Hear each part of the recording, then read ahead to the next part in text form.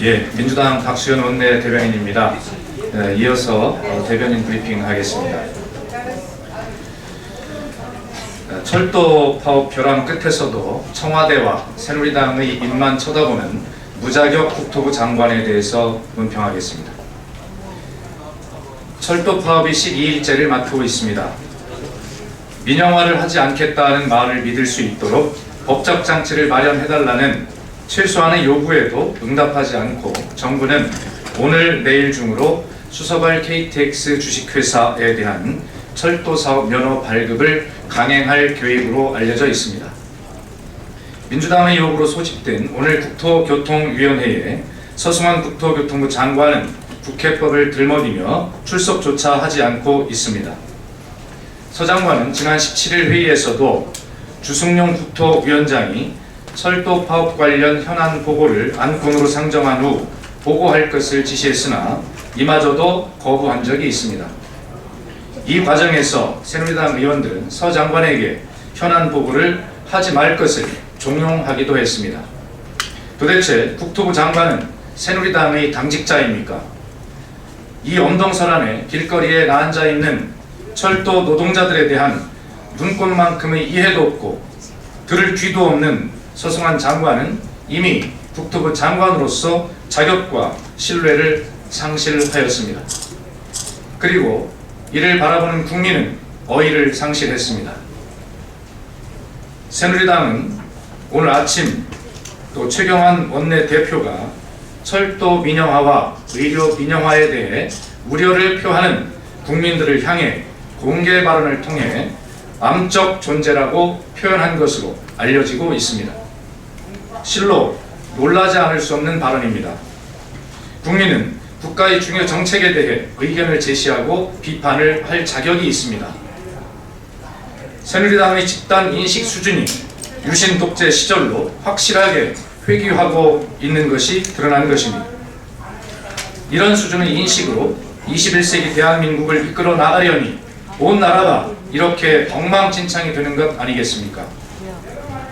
민주당은 국민의 입에 재갈을 물리려는 최경환 원내대표의 망언을 규탄하며 국민에게 공식으로 사과할 것을 엄중히 요구합니다.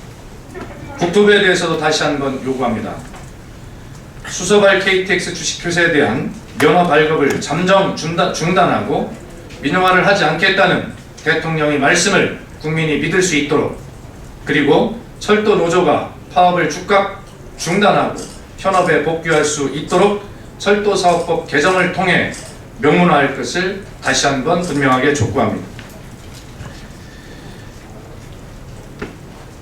오전에 기재위에서 있었던 일에 대해서 간략하게 소개해드리겠습니다. 지금 현재 회의가 진행 중인데 민주당의 이용섭 의원이 질문했습니다. 이명박 정부가 철도 경쟁체제 도입을 시도했는데 이를 국민은 민영화라고 보았다.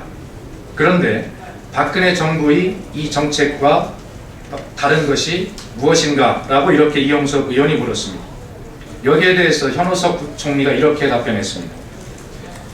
다니지 않는 곳에는, 다시 말해 철도가 다니지 않는 곳에는 민간 기업이 들어가야 하는 것 아니냐, 이렇게 답변을 했습니다. 이 답변에 대해서 새누리당 의원들이 벌떼같이 일어나서 민영화를 안 한다고 해야지 그렇게 답변하면 되느냐라고 해서 일대소란이 일고 있는 것으로 그렇게 알려지고 있습니다. 현호석 부총리의 생각의 일단을 읽을 수 있는 대목입니다.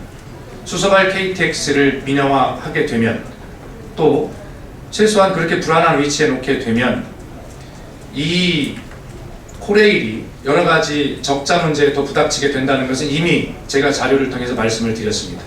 그거에 대해서 코레일은 적자 노선 폐지라고 하는 카드를 지금 검토하고 있는 것이 문서로 확인되고 있습니다.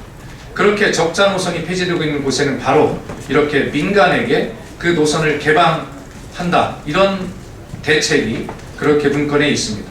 바로 이렇게 지금의 수서발 KTX 자회사 설립, 이 문제, 지금 당장은 민영화가 아니겠습니다만 민영화로 가는 단초이고, 그렇게 가게 된다면 결국에 지방 균형 발전, 국토 균형 발전 아랑곳 없이 지방에 살고 있는 그런 우리 국민들은 이렇게 철도가 없는 시대로 되돌아가거나 아니면 민간이 제공하는 철도 서비스를 비싼 요금에 수용할 수밖에 없는 그런 시대로 돌아갈 수밖에 없다라고 하는 것을 우리는 우려하고 있고, 현호섭 부총리의 오늘 답변을 통해서 그 생각의 일단을 분명히 읽을 수 있다라고 하는 것을 말씀드리겠습니다.